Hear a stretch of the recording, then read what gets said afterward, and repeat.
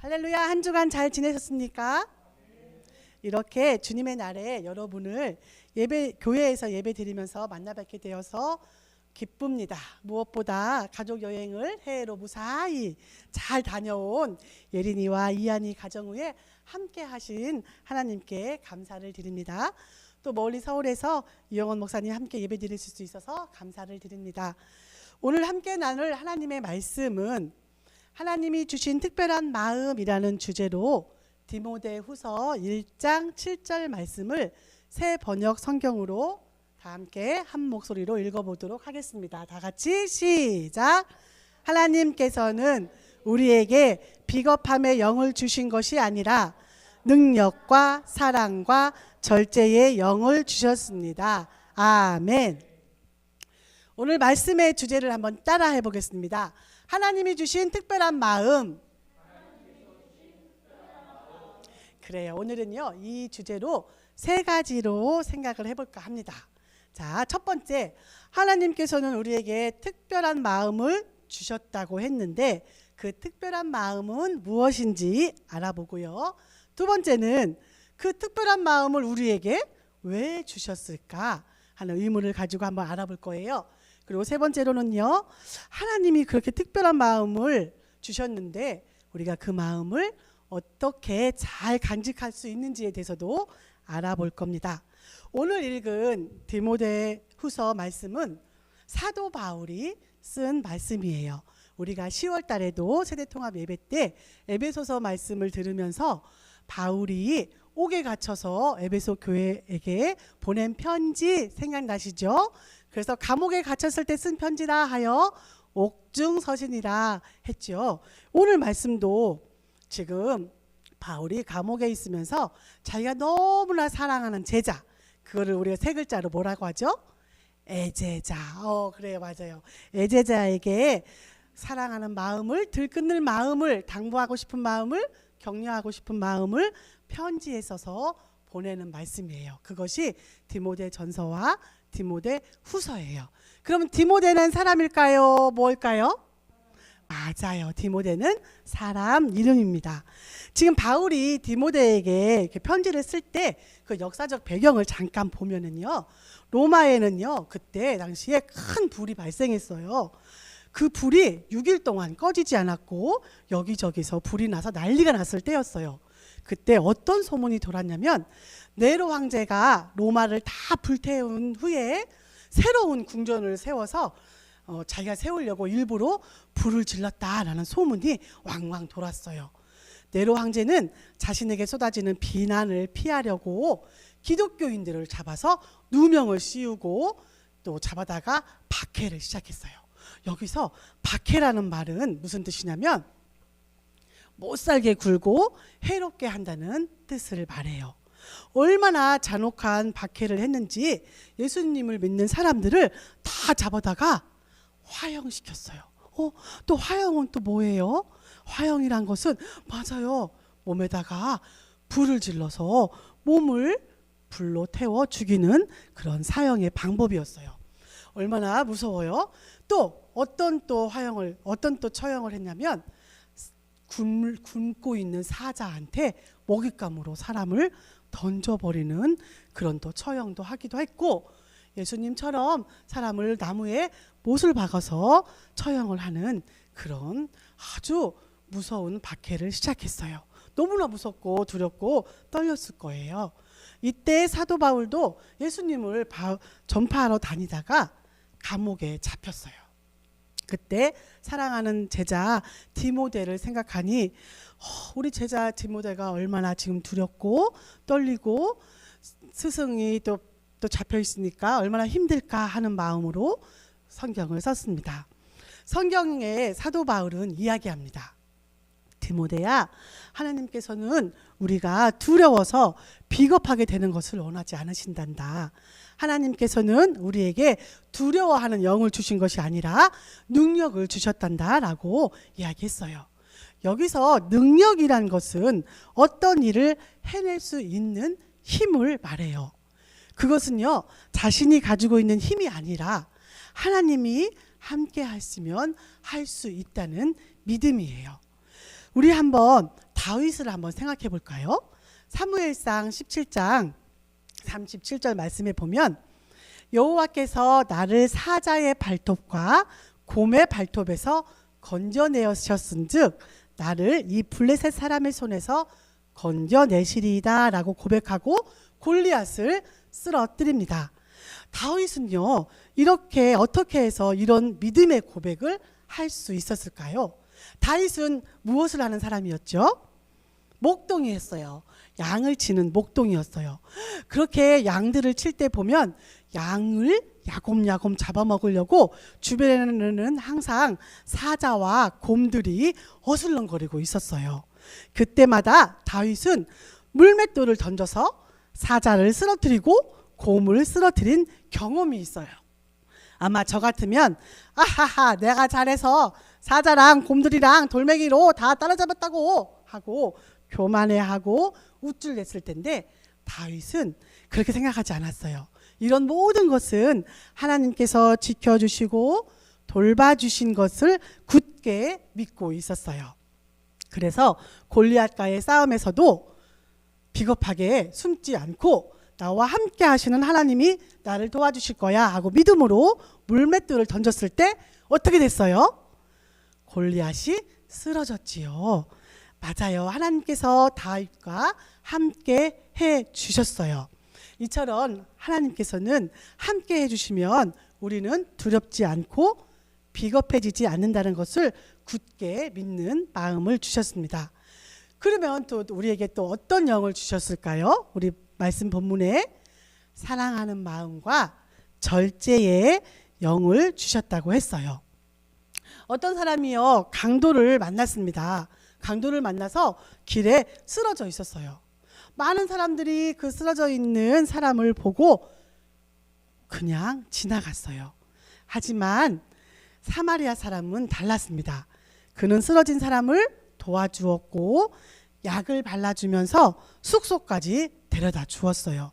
사마리아 사람은 다른 사람들이 지나쳤던 것을 사랑으로 실천했어요. 이런 사랑을 실천하는 것은 성경에 나와 있는 일뿐이 아니라 전도사님이 경험했던 일을 한번 얘기해 볼게요. 우리가 초등학교 때 우리는 국민학교라고 얘기했죠. 국민학교 다닐 때 같은 반에 쌍둥이 학생이 있었어요. 남학생이었는데 이름은 동구, 창구였어요. 그런데 이 친구네 집은 너무나 가난했었나 봐요. 지금은 우리 친구들이 무상급식으로 학교에서 맛있는 음식 점심을 다 제공해 주지요. 그때는 우리나라가 그만큼 잘 살지 못해서 다 집에서 도시락을 싸가지고 다닐 때였어요. 근데 어린 제 눈에 그 친구들이 점심을 먹지 못하는 것을 보게 됐어요. 그래서 집에 가서 엄마한테 말씀드렸어요. 엄마, 우리 친구들이 있는데 점심을 못 싸우는 아이가 있어요 라고 말씀을 드렸더니 우리 엄마가 어떻게 하셨을까요? 도시락을 3개를 4개를 싸주셨어요. 그래서 그 친구에게 갖다 주어라 해서 제가 그 친구들에게 도시락을 전해줬던 기억이 나요. 그분이 여기 앉아 계신 조인자 권사님이세요. 그렇게 저는 남을 돕고 사는 것을 당연한 것처럼 여기는 부모님을 모시고 살았기 때문에 지금도 누군가를 도와주고 또 그들의 어려움을 살펴보는 것이 힘들지 않게 된 것이 부모님의 영향력이지 않나 싶은 생각을 해봤어요. 이런 것처럼 우리에게 사랑의 영을 하나님께서는 주셨다는 거예요. 우리 마음에는요, 하나님께서 주신 사랑의 마음, 사랑의 영이 있다는 것을 잊지 않았으면 좋겠어요. 하지만 우리는요, 우리의 생각, 우리의 판단, 또 사랑을 온전히 이루지 못할 때가 있어요. 하나님께서 주신 그 사랑의 영은 있는 그대로 사랑해 주는 거예요. 다른 사람을 비판하거나 판단하거나 차별하지 말라고 말씀하셨어요. 그리고 또 하나님은요, 우리에게 절제의 마음을 주셨어요. 절제라는 거는 무슨 뜻일까요? 참는 거예요. 우리가 뭔가를 막 하고 싶은데 엄마가 아빠가 그만해 아니면 선생님이 거기까지라고 얘기할 때 그 참을 수 있는 마음, 그것을 참는 거라고 하는데요. 하나님께서 보실 때 하나님은 우리가 욕심을 부리지 않고 스스로 조절할 수 있는 마음을 주셨다고 말씀하셨습니다. 하지만 내 기분대로 내 감정대로 마구 행동할 때가 있어요. 우리는 오늘 똑바로 알아야 할 게 있어요. 우리 하나님께서는 우리에게 사랑의 영을 주셨고 절제의 능력도 주셨다는 거예요. 그러니까 우리가 생각할 때 이제 화가 난다. 화가 나지만 하나님께서는 나에게 절제의 영을 주셨어. 하나님께 기도하는 거예요. 여기까지만 화를 내고 하나님 내 마음을 다스려 주세요 하고 빨리 돌아설 수 있는 거예요. 이렇게 우리가 감정에 휘둘려서 나도 모르게 나 자신이나 상대방에게 상처를 주고 살지 않았으면 좋겠어요. 자, 두 번째로 그럼 이런 능력과 사랑과 절제의 영을 왜 주셨을까요? 무엇보다 오늘 본문의 디모데는요, 교회의 리더가 되었어요. 그 리더는 그 공동체를 잘 이끌어 나가야 하는 책임이 있어요. 이 세상에서 일어나는 일들에게 흔들리지 말고 오직 성경이 하나님이 말씀하시는 것을 전심으로 믿고 그 능력을 받아서 복음을 전파해야 하기 때문이에요. 하나님이 우리에게 능력과 사랑, 절제의 마음을 주신 이유는 하나님의 사명을 감당하고 두려움을 이기고 하나님의 성품을 나타내기 위해서예요. 이러한 마음을 가지고 살아갈 때 우리는 세상 속에서 하나님의 영광을 드러낼 수가 있습니다. 이제 잘 알았으니 우리가 받은 능력, 사랑, 절제의 마음으로 하나님의 뜻을 담대히 이루어 나가야겠어요. 그렇다면 하나님의 뜻은 무엇일까요? 하나님의 뜻은 데살로니가 전서 5장 16절에서 18절에 분명하게 말씀하세요. 자, 항상 기뻐하라. 쉬지 말고 기도하라. 범사에 감사하라. 이것이 그리스도 예수 안에서 너희를 향하신 하나님의 뜻이라고 말씀하셨어요. 제가 따라하라고도 안 했는데 우리 권사님은 아주 찰떡같이 저의 마음을 알아주셔서 제가 힘이 납니다.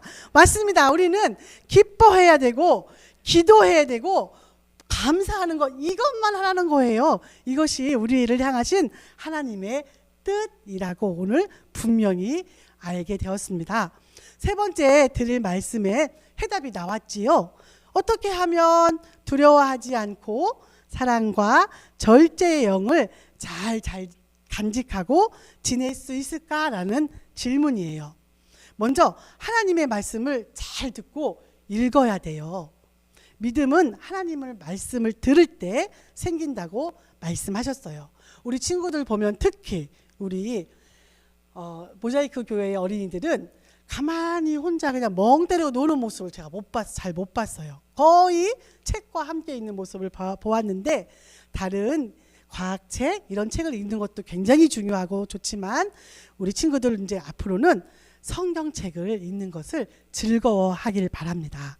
저 유대인들은 그 모세오경을 다 3살부터 읽기 시작해서 외운다고 해요.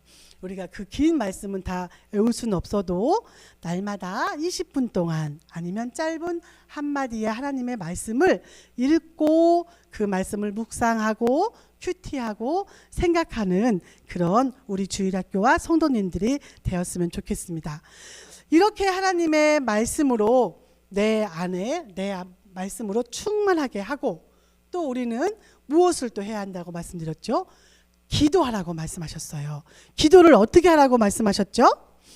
쉬지 말고 기도하라고 하셨어요. 우리가 호흡하는 거 한번 생각해 볼게요. 나 숨 들이마셨어. 아유, 생각하고 또 내쉬어야지 하는 사람 있어요?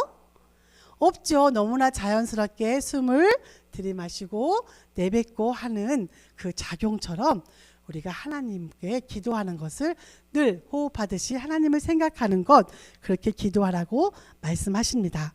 이렇게 고백을 하다가 살다 보면 우리의 삶은 당연히 무엇이 넘치는 삶이 될까요? 감사가 넘치는 삶이 될 거예요.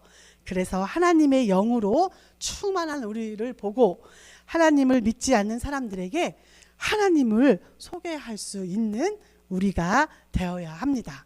내가 말씀도 잘 읽지 않고 기도도 하지 않고 감사도 없는데 다른 사람들이 우리의 모습 속에서 하나님을, 예수님을 발견할 수 있을까요? 그것은 그렇지 않을 거예요. 우리에게 두려워하지 말고 이런 영을 주신 것은 우리가 먼저 기쁨으로 감사하고 그 모습을 보고 다른 사람들이 저 사람들은 무엇이 이렇게 기쁠까?